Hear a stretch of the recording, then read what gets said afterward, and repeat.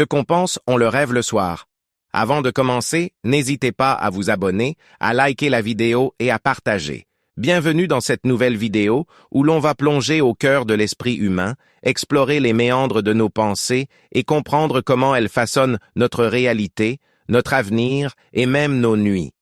Vous est-il déjà arrivé de vous réveiller en sursaut, une idée fulgurante en tête, une solution à un problème qui vous taraude depuis des jours, ou encore une image vive et étrange qui semble surgir de nulle part? Ce n'est pas un hasard. Nos pensées ne s'arrêtent pas lorsque nous fermons les yeux. Au contraire, elles continuent leur travail, parfois de manière encore plus intense, plus créative, plus profonde. Le sommeil, loin d'être une simple pause, est un état où notre cerveau continue de traiter les informations, de consolider les souvenirs, de résoudre des problèmes et de préparer le terrain pour nos futures actions. C'est dans cette phase de repos que nos pensées nocturnes prennent forme, influencées par nos expériences diurnes, nos aspirations, nos peurs, et tout ce que nous avons accumulé au fil de la journée. Imaginez votre esprit comme un vaste jardin. Pendant la journée, vous plantez des graines, des idées, des questions, des apprentissages. La nuit, le jardinier intérieur, votre subconscient, s'active. Il arrose ces graines, les fait germer, les protège des mauvaises herbes et parfois, il fait pousser des fleurs inattendues, des fruits surprenants. Les rêves sont ces manifestations de ce travail nocturne, ces aperçus du jardin en pleine croissance. Pourtant, nous avons tendance à sous-estimer l'importance de ce monde onirique et de la vie secrète de nos pensées. Nous nous focalisons sur l'action, sur le concret, sur le visible. Mais la véritable puissance réside dans ce qui se passe en nous, dans ce que nous créons et transformons en silence, dans l'obscurité de nos nuits, dans la lumière de nos pensées. Le savoir, c'est le pouvoir. Le chêne, c'est le savoir, c'est le pouvoir. Comprendre comment nos pensées fonctionnent, comment elles s'organisent, comment elles peuvent être dirigées, c'est déjà détenir une clé essentielle. La psychologie, la neurologie, la philosophie, toutes ces disciplines nous offrent des éclairages précieux sur ce processus fascinant. Dès notre plus jeune âge, nous apprenons à interagir avec le monde extérieur. On nous enseigne les règles, les codes, les savoir-faire.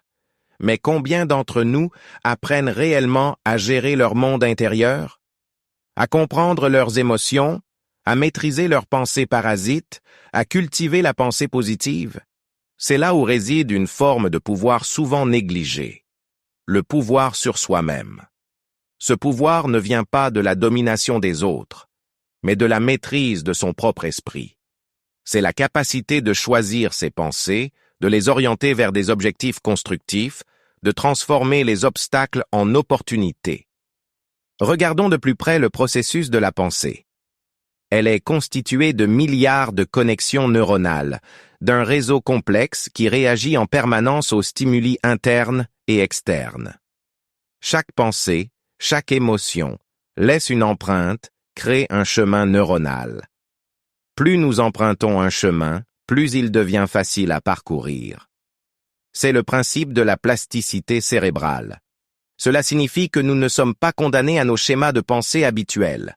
Nous pouvons, par la répétition consciente, créer de nouveaux chemins, de nouvelles habitudes mentales. C'est un travail de longue haleine qui demande patience et persévérance, mais dont les fruits sont immenses.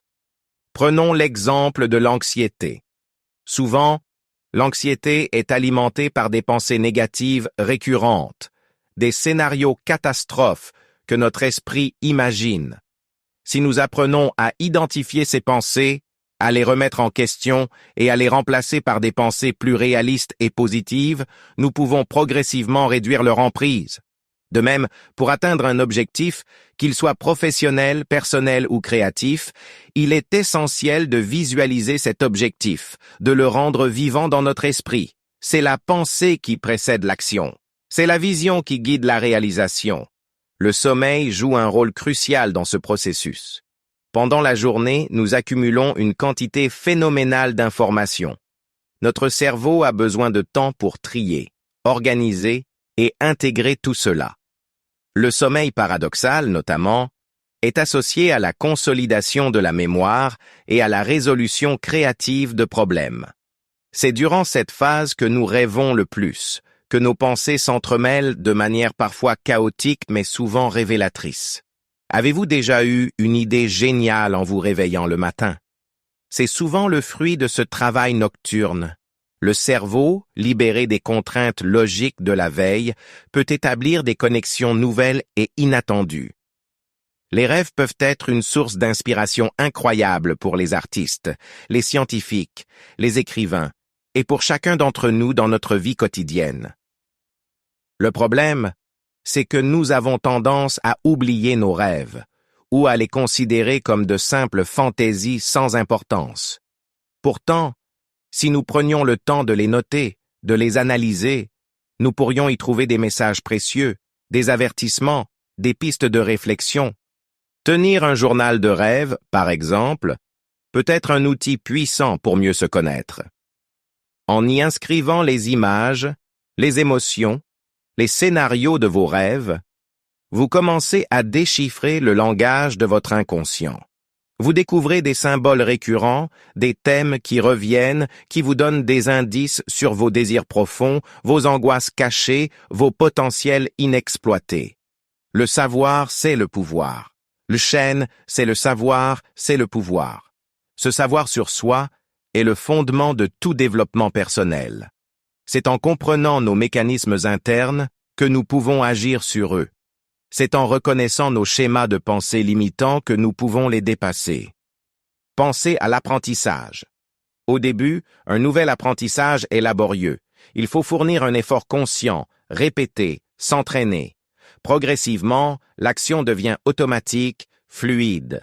C'est le savoir qui se transforme en compétence, en pouvoir d'agir. Et ce processus s'applique à tous les domaines de notre vie. Que ce soit apprendre une langue, maîtriser un instrument, développer une nouvelle compétence professionnelle ou simplement devenir une meilleure personne, tout commence par l'acquisition de savoir, puis par sa transformation en savoir-faire, en savoir-être.